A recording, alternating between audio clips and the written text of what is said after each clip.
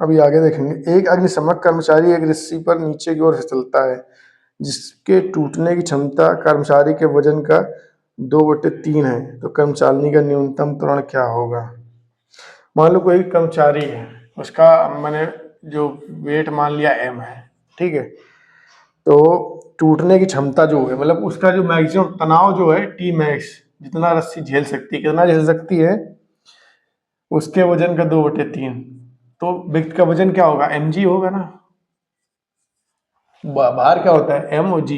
द्रव्यमान होता है m, द्रव्यमान को m से नोट करते हैं। अगर भार की बात रहती है तो g का गुणा हो जाता है, तो उसका क्या 2/3 g है, ठीक है, इतने गुना है। तो कर्मचारी का न्यूनतम जो त्वरण होगा, कर्मचारी का जो न्यूनतम त्वरण होगा वो कितना होगा, ये पूछा है, ठीक है।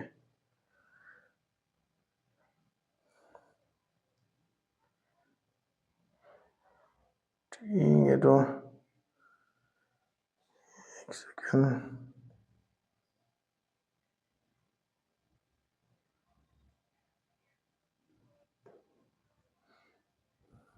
कहाँ चला गया क्वेश्चन। यदि कहाँ गया, यदि अक्षम एक रस्सी के नीचे और फिसलता है जिसमें टूटने की क्षमता क्या है, कर्मचारी के वजन का 2/3 है, तो कर्मचारी का न्यूनतम त्वरण क्या होगा, ठीक है। अभी देखो ये टी मैक्स हो गया, मतलब जो अधिकतम जो हो सकता है वो इतने में टूट जाएगी रस्सी, ठीक है, इतने पावर जैसे ही लगेगा तो टूट जाएगी। तो ये लगा सकते हैं एम जी बराबर, ये एफ के बराबर हो गया एम। नीचे आ रहा है, नीचे आ रहा है तो सीधे क्या लगेगा, जब इधर की तरफ आ रहा है मान लो, तो g माइनस ए, 2/3 mg बराबर mg माइनस का ma, ma इधर आ गया बटे mg माइनस का 2/3 mg, तो ma बराबर कितना आ गया, इधर से एलसीएम लेंगे, 3 से 2 गया बच्चा mg/3, m से m खत्म, तो ये बराबर कितना आ गया g/3, g/3 आ गया आंसर। समझ में आ गया नहीं आया, कुछ नहीं करना था हमें, क्या करना था, तनाव। टी बराबर क्या होगा, देखो नीचे आ रहा है, नीचे एक तो mg काम करेगा, ठीक है, और मैंने बताया था कि जब भी नीचे आता है तो हल्का महसूस करता है, तो दोनों का क्या है माइनस कर देंगे, बराबर किसके हो जाएगा, तनाव के। टी बराबर दोनों को माइनस किया, mg minus ma, mg minus ma कर दिया, ma की वैल्यू इधर हल करके a की वैल्यू निकाल ली, g/3 हो गया, ठीक है। सीधी बात है, तनाव टी बराबर क्या हो जाएगा, mg माइनस ma सीधे, क्योंकि नीचे आ रहा है। ये अगर ऊपर चढ़ रहा होता तो यहाँ पे क्या कर देते, प्लस कर देते, तो नीचे आ रहा है तो माइनस हो जाएगा। बस उतना ही हल करके बता दिया। अभी क्या दिया गया क्वेश्चन आगे, दिए गए चित्र में m1 5 kilogram, m2 10 kilogram, f बराबर 80 दिया गया, घर्षण शून्य है, तो तनाव बल क्या होगा, तनाव बल क्या होगा। देखो ध्यान से, ये ब्लॉक दिया गया है m1, ये रस्सी है, फिर m2 बंधा हुआ है, और फिर रस्सी है, बराबर कितना है 80 न्यूटन से खींचा जा रहा है। तनाव टी बराबर क्या होगा, मैंने बताया था तनाव में सबसे पहले क्या लिखना है, हमें बल लिखना है ऊपर। तनाव कहाँ पे होगा, यहीं पे तो होगा, यहाँ पे। कहाँ पे पूछा है, एक तनाव यहाँ पे होगा, एक यहाँ पे होगा, कहाँ पे पूछा है इसमें।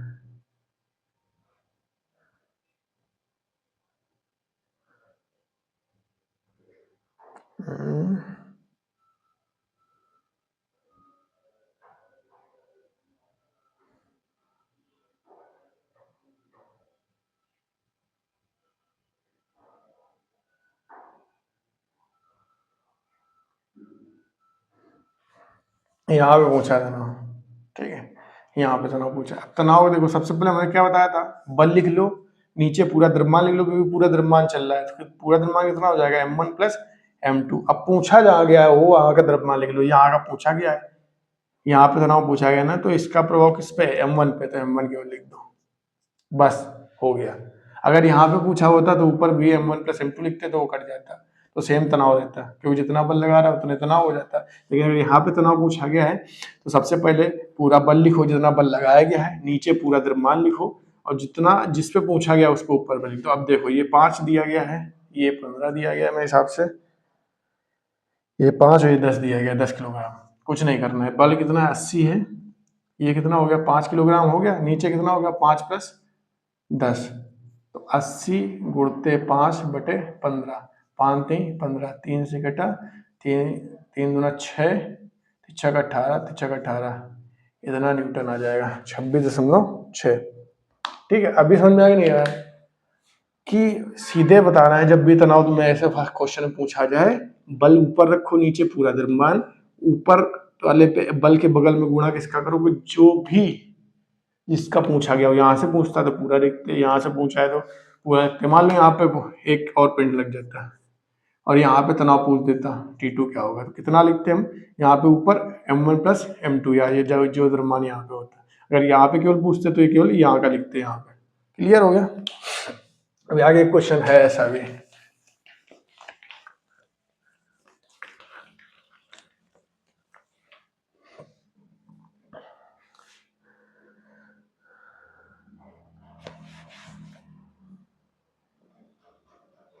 अभी आगे क्या कह रहा है,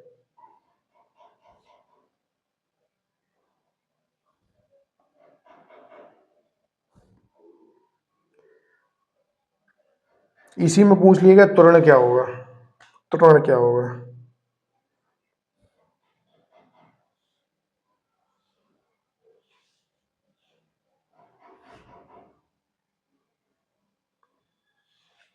त्वरण पूछ लिया कि आप देखो त्वरण पूरा फिगर फिर से बनाने में कोई वो नहीं है। देखो ये है, ये है, ये बल था 80 न्यूटन का, ये 10 का था, ये 5 का था। अब त्वरण क्या है, त्वरण का मतलब क्या है, चलना मतलब पूरा निकाय पूरा चलेगा ना, ऐसा थोड़ी ये चला जाएगा ये नहीं चलेगा, पूरा निकाय चलेगा। तो बल और क्या होता है, बराबर ma होता है। बल 80 हो गया, m क्या हो जाएगा, पूरा निकाय चलेगा, तो 10 + 5, a की वैल्यू निकालनी है, तो a बराबर कितना आ जाए 80/15, 15 × 75, 5 15 × 45, 5.3 मीटर/सेकंड स्क्वायर। क्लियर हो गया कि नहीं हो गया। अगर त्वरण पूछा गया तो पूरा निकाय चलेगा ना, ऐसा थोड़ी ना कि ये चला जाएगा ये नहीं चलेगा, पूरा निकाय चलेगा, तो पूरा निकाय का द्रव्यमान ले लेंगे। आगे कह रहा है किसी स्थिर लिफ्ट में किसी सरल लोलक का आवर्तकाल 2 सेकंड है, यदि लिफ्ट ऊपर की ओर 2 मीटर/सेकंड स्क्वायर के ऊपर त्वरण से गतिशील हो तो सरल लोलक का आवर्तकाल होगा। देखो सबसे पहली बात है, आगे चैप्टर है उसमें ये फार्मूले दिए गए हैं, तो बताने का तो मन नहीं है, लेकिन चलो मैं बता देता हूँ फिर भी। टी बराबर होता है आवर्तकाल बराबर 2π√L/g।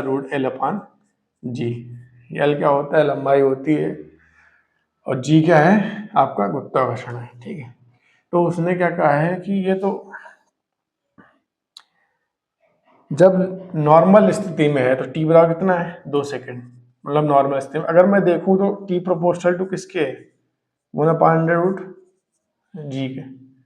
ठीक है, तो मैं यहाँ पे लिख सकता हूँ, नहीं तो ठीक है 2 सेकंड के, 2 सेकंड के है बराबर। ठीक है,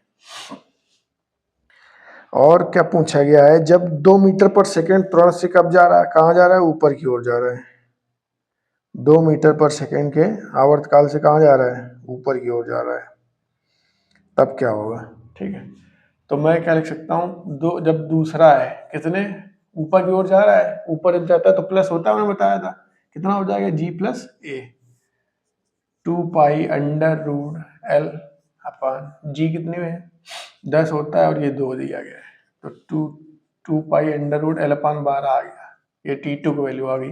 T1 की वैल्यू कितनी थी, 2 सेकंड थी ना, 2 सेकंड, 2 बराबर 2√L/10। अब मैं लिख दूँ T1/T2, T1/T2, T1/T2 बराबर कितना आ जाएगा, अंडर रूट, ये वाला जी ऊपर पहुंच जाएगा, सीधे यहीं पे लिख देते हैं इसे, देखो g+a/g हो जाएगा।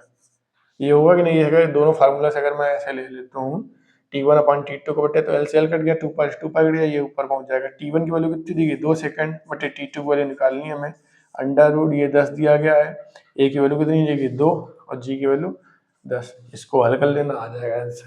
कुछ नहीं, सिंपल था। T1/T2 बराबर क्या हो जाएगा, अंडर रूट जी होता है, यहाँ पे हमने दोनों को भाग दिया, T1 T2 को अलग अलग। अब T2 में g+a क्यों आ जाएगा, क्योंकि जो लिफ्ट है वो a त्वरण से ऊपर की ओर जा रही थी, इसलिए चाहे 20 जैसे मैं हल कर रहा था वैसे कर लो या डायरेक्टली कर लो, कोई नहीं। ये चैप्टर आगे हैं, बस बीच में दे दिया है फार्मूला। इसके आगे क्वेश्चन देखते हैं। कोई भी 20 मीटर पर सेकंड के एक समान वेग से ऊपर की ओर गतिशील है तो उसमें त्वरण होगा। सबसे पहला शब्द उसमें क्या लिखा, एक समान वेग। जब एक समान वेग होता है, मैंने चैप्टर में पढ़ाया था, त्वरण क्या होता है, शून्य होता है, जीरो हो गया। आगे क्या कह रहा है, यदि लिफ्ट उसी वेग से नीचे की ओर गतिशील हो तो त्वरण क्या होगा। उसी वेग से मतलब एक समान वेग से, एक समान वेग मतलब त्वरण जीरो, ऊपर जाए चाहे नीचे जाए, लेकिन अगर वो एक समान वेग से है तो उसका त्वरण क्या होगा, जीरो होता है। अब क्या दिया गया है, एल लंबाई के एक समान रस्से को एक नियत बल F से एक सिरे से खींचा जाता है तो उस सिरे से x दूरी पर रस्से में तनाव क्या होगा। इसका सीधे फार्मूला ही होता है, इसमें तो ऑप्शन बोल दिया। फार्मूला T बराबर क्या होता है, F A1 minus x upon L.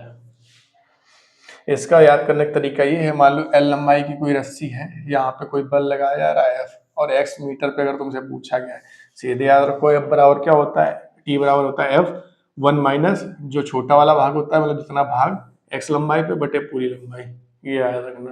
तो T बराबर फार्मूला होता है F1 minus x upon L. आगे क्या दिया गया है, 2 मीटर लंबाई के एक समान रस्से को एक नियत बल 100 न्यूटन से एक सिरे से खींचा जाए तो उस सिरे से 1 मीटर की दूरी पर रस्सी में तनाव, सेम वही आ गया। तो टी बराबर क्या लगा देंगे, एफ कितना दिया गया आपको बल 100 न्यूटन, 1 माइनस कितने 1 मीटर बाद, और 2 मीटर का टोटल दिया गया। टोटल लंबाई 2 मीटर थी, 1 मीटर बाद पूछा गया था 100, इसमें भी आ जाएगा 1 बटे 2, 50 न्यूटन। तो आंसर कितना आ जाएगा, 50 न्यूटन का आ जाएगा। सेम फार्मूले से कर दिया। आगे क्या पूछा गया है, यदि m द्रव्यमान की कोई वस्तु ऊर्ध्वाधर नीचे की ओर 2g त्वरण से गिर रही है तो उस वस्तु के गुरुत्व बल के साथ साथ लगने वाले अतिरिक्त बल का मान क्या होगा।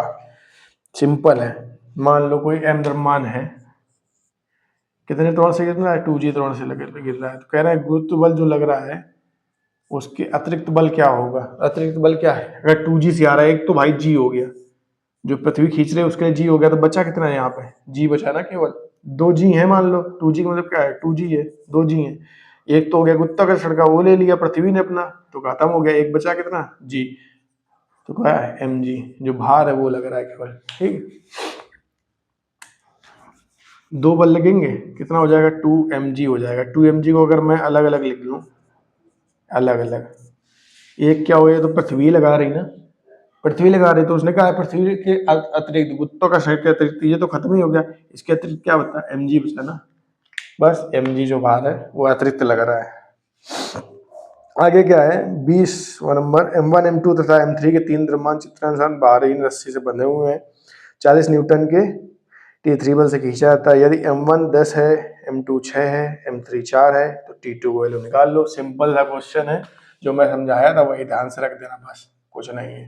3 पिंड दिए गए हैं, यहाँ पे तुम्हारा 40 न्यूटन T3 है, यहाँ पे T3, यहाँ पे T2, यहाँ पे T1, तनाव अलग अलग दिए गए हैं।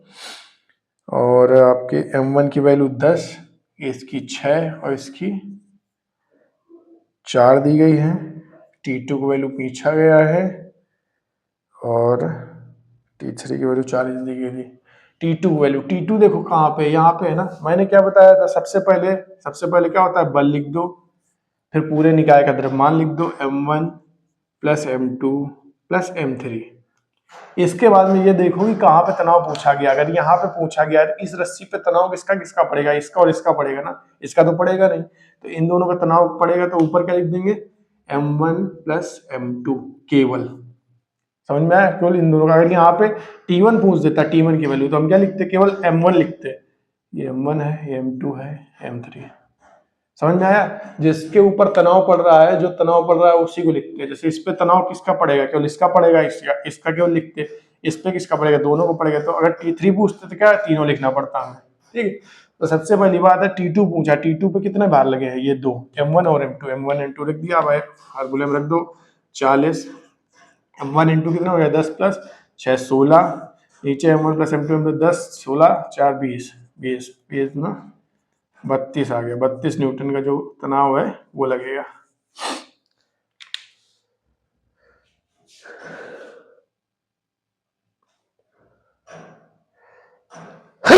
सॉरी,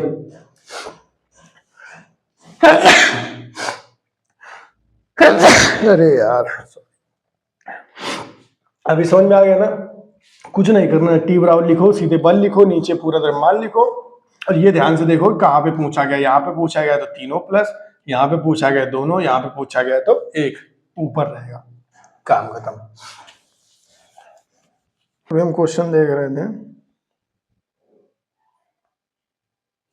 दो वस्तुएं ए और बी का द्रव्यमान के अनुसार m और 2m है, ठीक है। क्या है? एक का m है, एक का 2m है, ठीक है। एक समान रेखीय संवेग है, मतलब संवेग क्या बराबर है? P1 बराबर P2 बराबर Pk बराबर है, दोनों का संवेग क्या बराबर है। एक समान अवमंदक बल, मतलब सबका बल जो अवमंदक बल सेम है दोनों में, कितना? F1 बराबर F2 बराबर F, अवमंदक बल भी दोनों में सेम है। अब क्या कह रहा है कि वो विरामावस्था में आ जाती हैं, तो चलिए दूरियां उनकी क्या है, इसकी मान लो x1 है, इसकी कितना है? x2 है। तो पूछ रहा है x1 अपान x2 वैल्यू, x1 अपान x2 की वैल्यू पूछ रहा है क्या होता है। सबसे पहले गतिज ऊर्जा फार्मूला 1/2 mv² होता है गतिज ऊर्जा। ऊर्जा काय के बराबर होती है? कार्य के बराबर नहीं होती है, ऊर्जा कार्य के बराबर होती है, यानी कि m/2, इधर m का गुणा कर दें ऊपर नीचे, कर सकते हैं कि नहीं? इसको ऐसे लिख सकते हैं, नीचे एक m का गुणा कर दिया, ऊपर f, इसको w अपान s नहीं लिख सकते, उड़ते एस नहीं लिख सकते, एस क्या विस्थापन, तो विस्थापन नहीं रहेगा। तो इधर क्या हो गया, इधर p नहीं ले सकते, इसको p² अपान 2m F.S, ये फार्मूला है एक, ठीक है, बना लिया हमने। कुछ नहीं है इसमें कठिन, कुछ नहीं। गतिज ऊर्जा क्या होता है? 1/2 mv² होता है।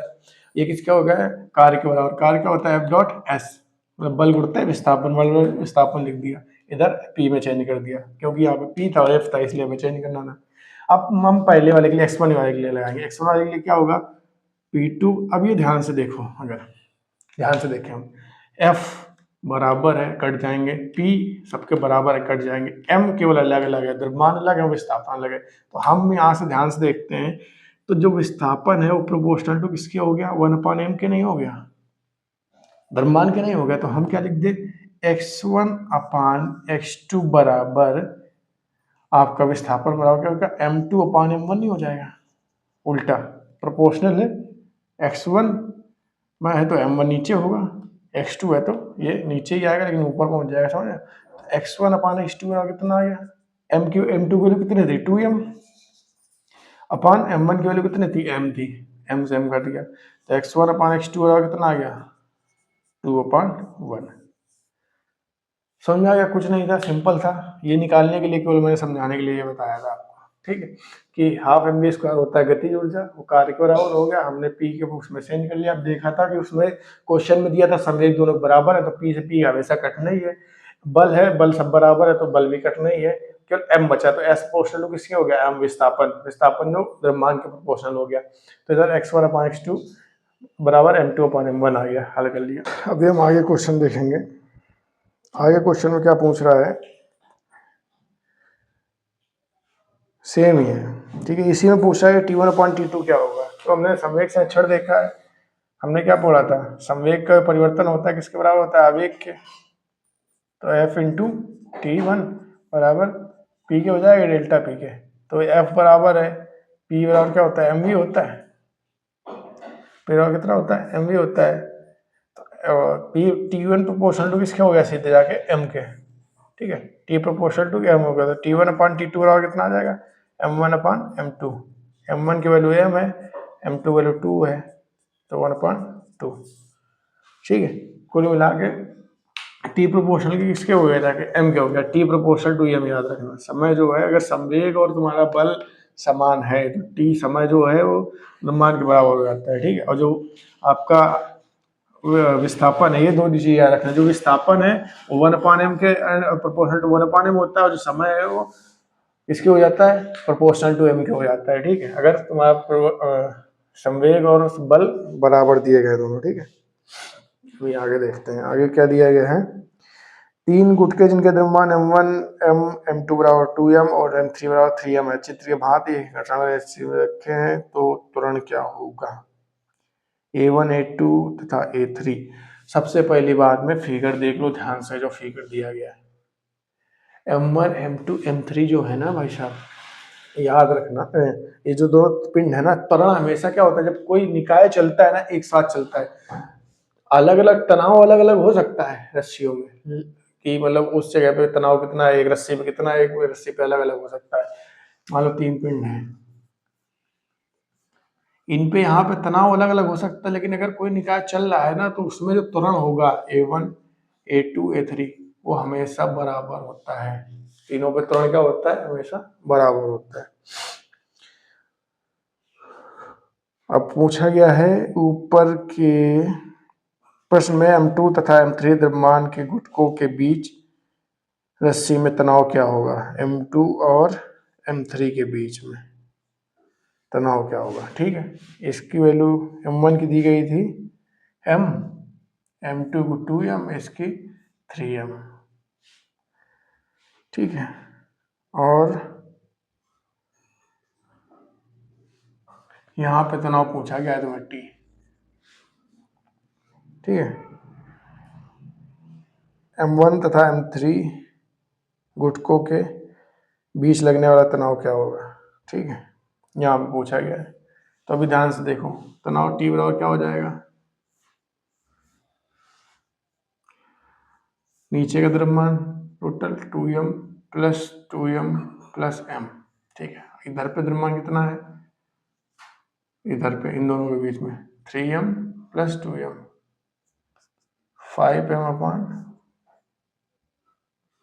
6M, ठीक है। और इधर पे बल दिया गया है,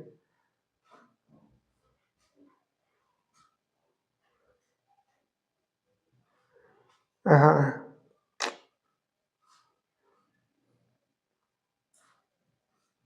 F बल दिया गया, F हो जाएगा, ये हो जाएगा आंसर। और ऐसा कोई ऑप्शन नहीं, क्यों ऑप्शन नहीं, क्योंकि ये क्वेश्चन ही है, क्वेश्चन ही गलत है। क्वेश्चन गलत किस हिसाब से, इसमें जी दे दिया गया, जी क्या गुरुत्वाकर्षण की तो कोई बात ही नहीं हो रही है, तो पिंड एक 36 दिशा में रखे हुए हैं, तो गुरुत्वाकर्षण कहाँ से आ गया इसमें, जी है नहीं। ये जो क्वेश्चन पूछा गया ना ये गलत पूछा गया। आगे बढ़ते हैं। एक बंदूक का द्रव्यमान 2 किलोग्राम है, एक बंदूक का जो द्रव्यमान है वो कितना है, 2 किलोग्राम है, ठीक है। ये मान लो बंदूक है, बंदूक का द्रव्यमान मान लिया M1 कितना है, 2 किलोग्राम का है, बंदूक है, ठीक है। गोली मान लो इससे निकलती है M2 कितने, 15 ग्राम की, 15 ग्राम को हम बदल लेंगे किलोग्राम में, केजी। सबसे पहला काम हम मात्रक को बदलते हैं। फिर आगे दिया गया है कि यदि गोली 100 मीटर पर सेकंड के वेग से बंदूक से निकलती है तो बंदूक के पीछे हटने का वेग क्या होगा। गोली की जो चाल है इसकी V2 कितनी है, 100 मीटर पर सेकंड, तो पीछे हटने का V1 की वैल्यू पूछी गई आपसे, V1 की वैल्यू पूछी गई आपसे, ठीक है। तो कुछ नहीं करना, कोई दिक्कत नहीं है, 2 किलोग्राम की है, ठीक है। तो आपको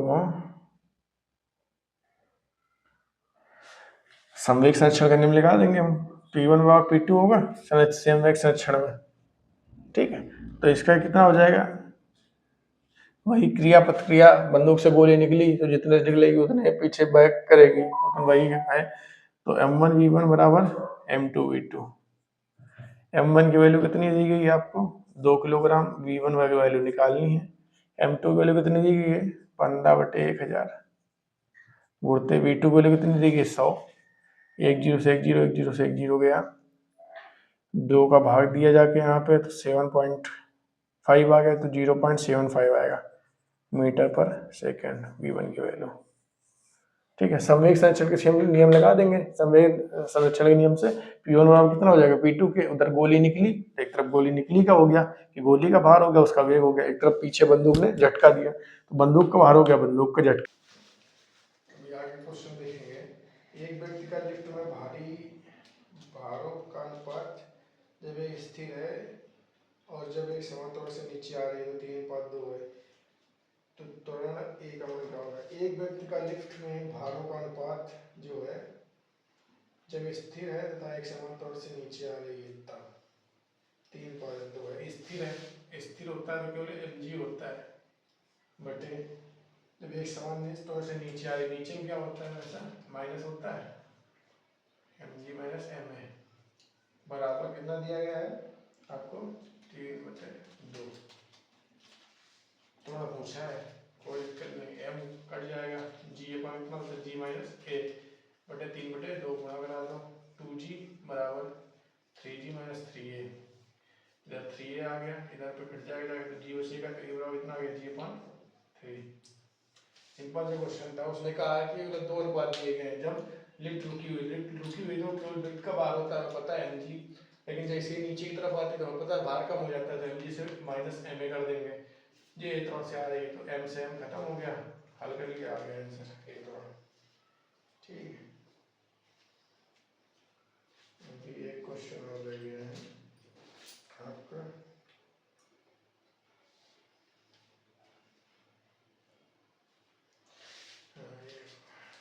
वेक्टर फॉर्म वाला रह गया है। वेक्टर वाला क्या है आपका, F बराबर दिया गया है आपको बल 6i माइनस का 3j, A बराबर पूछा है आपसे, A बराबर पूछा है, M बराबर दिया गया है 2 किलोग्राम, F बराबर कितना होता है, ma होता है, F कितना हो गया 6i माइनस का 3j, कितना हो गया 6i माइनस का 3j बराबर M कितना है 2 किलोग्राम है, और A आपको निकालना है, A का भाग देंगे नीचे, कितना आ जाएगा 6i माइनस का 3j अपॉन 2, 3i माइनस का 1.5j, ये आ गया। लेकिन हम ये क्या है आई जे में दिया गया, हमें किसमें निकालना है वैल्यू निकालेंगे तो ये वाला कितना आ जाएगा अंडर रूट ए स्क्वायर प्लस बी स्क्वायर होता है, तो 3 का स्क्वायर प्लस 1.5 का होल स्क्वायर, इसको सॉल्व कर लेते हैं, इसको सॉल्व करोगे तो लगभग 3.35 के आसपास आ जाएगा आंसर। ठीक है, कुछ नहीं था, एफ बराबर एम ए लगाया, भाग दिया, आ गया ए की वैल्यू, इसको बस वेक्टर फॉर्म से उसमें बदला है, ये 1.5 है, वेक्टर में था हमने वैल्यू बदल दिया परिमाण में। ठीक है, क्लियर है, इस चैप्टर के क्वेश्चन सारे क्लियर हो गए हैं। अब आगे का चैप्टर देखेंगे हम, कौन सा चैप्टर है, शायद गति हुआ आगे। तब तक के लिए नमस्ते।